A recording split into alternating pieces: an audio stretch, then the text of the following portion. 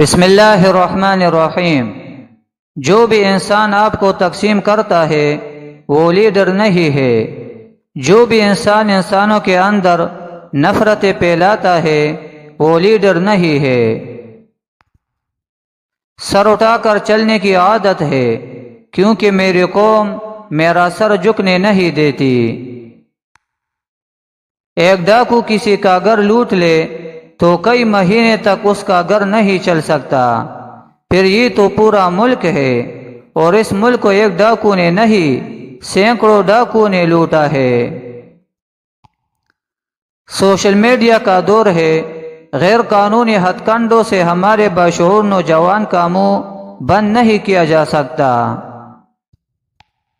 میں اس اسمبلی سے مطالبہ کرتا ہوں کہ وہ پیغمبر اسلام صلی اللہ علیہ وسلم کی توہین کو روکنے کے لیے بین الاقوامی قانون سازی پر کام کرے۔ پاکستان کی قیادت کون کرے گا؟